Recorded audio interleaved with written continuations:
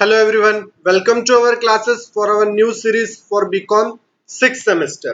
हम इस वीडियोस में BCom 6 सेमेस्टर का मैनेजमेंट अकाउंटिंग पूरी तरीके से डिस्कस करेंगे कि मैनेजमेंट अकाउंटिंग होता क्या है और मैनेजमेंट अकाउंटिंग के यूज कहाँ पे है और उसको किस तरीके से अप्लाई किया जा सकता है। आप सबको पता है कि आप सबके लास्ट सेमेस्टर वो ऑनलाइन हुए थे, जिस कारण से आपको एमसीक्यू टाइप्स पैटर्न पूछे गए थे। आपका जो नेक्स्ट सेमेस्टर होगा वो भी ऑनलाइन बेसिस एमसीक्यू बेसिस होने की ज्यादातर चांसेस है, जिसके लिए बहुत ज्यादा जरूरी है कि आपको सारे कैलकुलेशंस आने चाहिए। अगर आप लोगों ने लास्ट पेपर अटेम्प्ट किए हो तो आप लोगों ने बहुत अच्छे से ये चीज देखा होगा कि उनमें कैलकुलेशन ज्यादा पूछे गए थे। तो इस साल आपको इस बार भी कैलकुलेशन ज्यादा पूछे जा सकते हैं विथ थ्योरी। तो हम इन वीडियोस में पूरी तरीके से थ्योरी और प्रैक्टिकल क्वेश्चंस दोनों डिस्कस करेंगे। अगर आप प्रॉपरली सारी सीरीज को फॉलो करोगे तो आप बड़ी आसानी से हर फॉर्मूले की मदद से अपना आंसर सॉल्व कर सकोगे। तो आज इस वीडियो में हम सिर्फ थ्योरी पोर्शन देखेंगे और फिर नेक्स्ट क्लास से हम प्रैक्टिकल पढ़ना शुरू करेंगे कि एग्जैक्टली मैनेजमेंट अकाउंटिंग होता क्या है। हमने आपको इसके पहले भी कई क्लासेस में बताया है कि अकाउंटिंग कई टाइप की होती है, जैसे कि financial accounting, cost and management accounting, social responsibility accounting and human resource accounting, जिसमें से कॉस्ट अकाउंटिंग आप 5th सेमेस्टर में पढ़ चुके हो। इस सेमेस्टर में 6th सेमेस्टर में हम लोगों को मैनेजमेंट अकाउंटिंग पढ़ना है कि एग्जैक्टली मैनेजमेंट अकाउंटिंग होती क्या है और उसका मतलब क्या है, वो किस तरीके से अप्लाई की जा सकती है।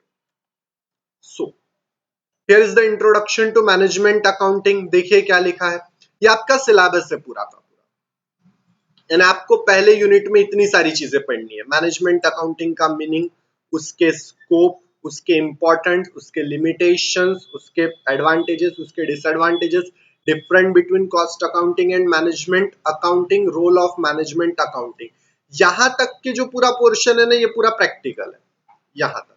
और ये जो ब्रेक इवन पॉइंट एनालिसिस है ना, ये आपका प्रैक्टिकल पोर्शन है। तो आज हम लोग थ्योरी पोर्शन डिस्कस कर लेंगे और कल की क्लासेस में हम लोग ये डिस्कस करेंगे कि ब्रेक इवन पॉइंट्स के फॉर्मूले किस तरीके से है और उस फॉर्मूले को अप्लाई करके आप किस तरीके से ज्यादा स्कोर कर सकते हो। थ्योरेटिकल एंड न्यूमेरिकल दोनों तरीके के क्वेश्चंस यहां से आपको पूछे जा सकते हैं। इंट्रोडक्शन देखिए, in the present age of globalization, free economy and development taking place in different field of trade, business, commerce, a new concept was introduced that accounting can be classified as business guru and it is treated as management accounting। क्या बोल रहा है वो समझने की कोशिश कीजिए। Market expansion हो रहा है, ग्लोबलाइजेशन हो रहा है, इकोनॉमी बढ़ रही है।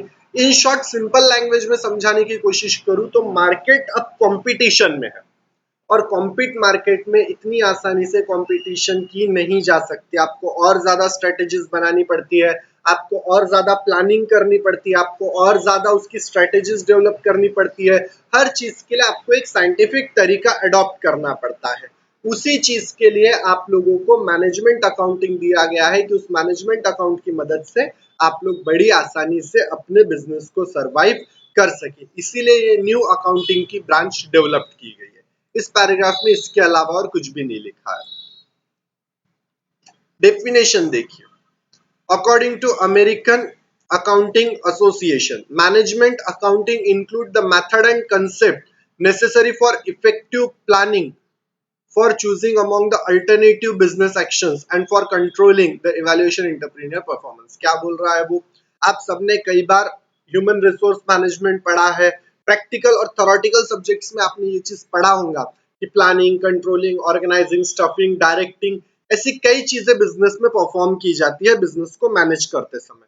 तो उस टाइम पे अकाउंटिंग का भी उतना ही इंपॉर्टेंट रहता है। उसका प्रोडक्शन कॉस्ट कितना है, उसका एक्सपेंडिचर्स कितने, उसकी इनकम कितनी है। तो ये बड़ी आसानी से आप ये सारी चीजों की मदद से आप प्रॉपर फ्यूचर प्लानिंग भी कर सकते हो और प्रॉपर बिजनेस पे कंट्रोल भी कर सकते हो। तो बिजनेस की प्रॉपर प्लानिंग के लिए, प्रॉपर कंट्रोलिंग के लिए और जो अल्टरनेटिव्स है उसमें से एक बेस्ट अल्टरनेटिव चूज करने के लिए, इन तीनों चीजों के लिए आपको मैनेजमेंट अकाउंट की जरूरत पड़ती है। दूसरी डेफिनेशन देखिए, according to the institution of chartered accountancy of England, chartered accountancy of England के हिसाब से क्या डेफिनेशन है, any form of accounting which enable a business to be conducted more effectively can be regarded as management accounting. बहुत ही simple definition बोली है, हर वो अकाउंटिंग जिसकी मदद से आप अपने मैनेजमेंट को और ज्यादा स्ट्रांग बना सकोगे और ज्यादा एक हाई लेवल पे ले जा सकते हो, उस अकाउंटिंग को आप मैनेजमेंट अकाउंटिंग बोल सकते हो। जरूरी है कि आप ये सारी चीजें लिख कर रखें ताकि पेपर के टाइम पे आपको जब भी इसके पॉइंट्स पूछे जाए तो वो चीज बड़ी आसानी से आप लिख सके, क्योंकि आपको फिफ्थ सेम के पेपर्स में ये चीज अच्छे से समझ में आ गई होंगी कि जब वो एमसीक्यू टाइप्स क्वेश्चन पूछे जाते हैं तो बहुत बेसिकली पूछे जाते हैं, बहुत बारीक बारीक बातें पूछी जाती है, इसलिए आपको हर छोटी से छोटी बात को ध्यान रखना जरूरी है। मैनेजमेंट अकाउंटिंग और फाइनेंशियल अकाउंटिंग का डिफरेंस देखिए क्या है। मैनेजमेंट अकाउंटिंग इंटरनल यूज के लिए, क्योंकि मैनेजमेंट तो अंदर के लोग करते हैं ना, कंपनी के एचओडीज, और फाइनेंशियल अकाउंटिंग एक्सटर्नल पार्टीज के लिए यूज है।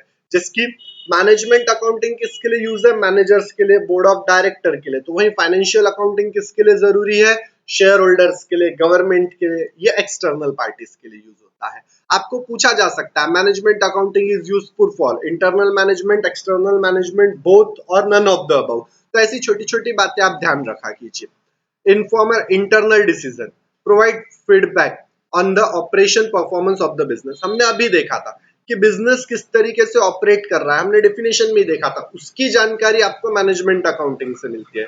Report on past performance, financial accounting में आप पास्ट परफॉर्मेंस को रिकॉर्ड करते हो पूरे के पूरे साल में। अपने फाइनल अकाउंट्स तो बनाए हैं ना हर किसी ने, साल में कितना इनकम हुआ, कितना एक्सपेंडिचर हुआ, कितना डेटर है, कितना क्रेडिटर है, पास्ट परफॉर्मेंस को रिकॉर्ड करने की जिम्मेदारी है फाइनेंशियल अकाउंटिंग की।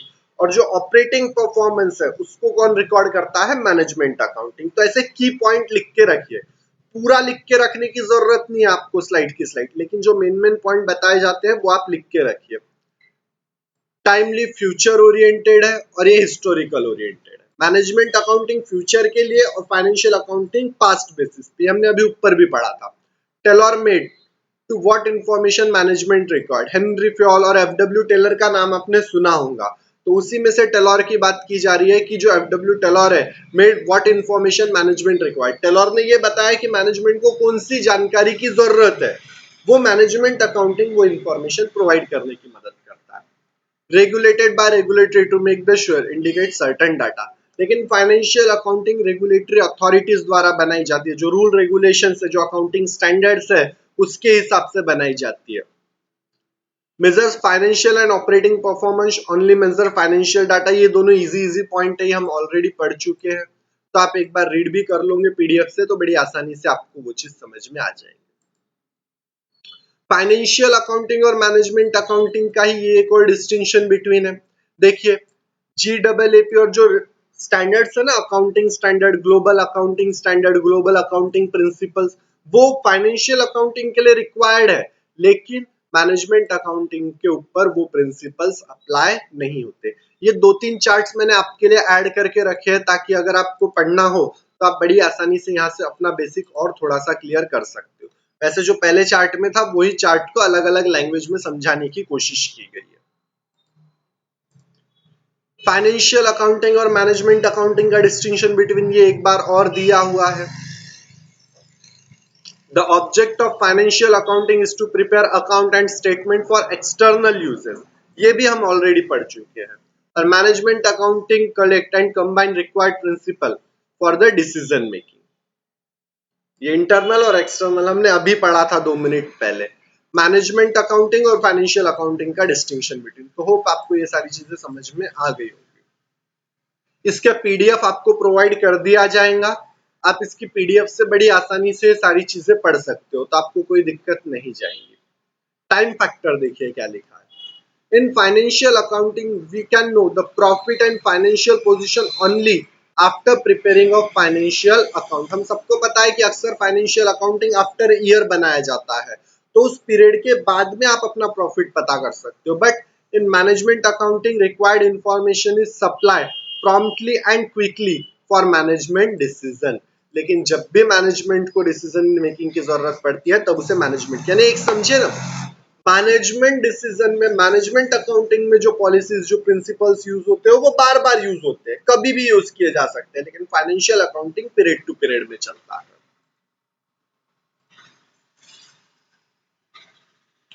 ये कुछ स्कोप्स है उसके, आपको ज्यादा डिटेल में जाने की जरूरत नहीं है, बट स्कोप याद रखिए। आपको ऐसा पूछा जा सकता है which one of this is not the scope of the management, या what are the scope of management, तो आपको ये सारी चीजें पता रहनी चाहिए। Financial accounting, cost accounting, budget forecasting, data processing, internal auditing, tax report, financial analysis, inventory control, ये वो सारे पॉइंट्स है। Taxation, method and procedure, internal reporting, official service, other services, जिसकी मदद से आप स्कोप को बोल सकते हो कि इतने स्कोप फाइनेंशियल मैनेजमेंट अकाउंटिंग के हैं। मैनेजमेंट अकाउंटिंग की नीड क्या रहती है, देखिए, help in making proper plans. आप मैनेजमेंट अकाउंटिंग का जितना सही यूज करोगे, आपका प्लानिंग उतना ही सही रहेगा, आप उतनी ही सही तरीके से बिजनेस को ऑपरेट कर सकोगे, आप बिजनेस को उतनी ही सही तरीके से सक्सेसफुली अचीव करवा सकोगे उसके desire objective. Assistant decision making में मदद होता है, ये बात हमने डेफिनेशन में पढ़ी थी। Measures the performance, increase the efficiency, आपकी वर्किंग कैपेबिलिटी बढ़ाता है। बेटर सर्विस प्रोवाइड होती है कस्टमर को, प्रॉफिटेबिलिटी बढ़ती है और रिलायबिलिटी भी बढ़ती है। ये एक बेसिक बेसिक से पॉइंट है, इसमें से आपको 3 या 4 क्वेश्चंस बन सकते हैं, तो आप इस चीज को ध्यान रखिए। नेक्स्ट क्लास जो रहेंगी वो बहुत ज्यादा इंपॉर्टेंट रहेंगी, इसलिए गलती से भी उस क्लास को मिस मत करना। Thank you very much.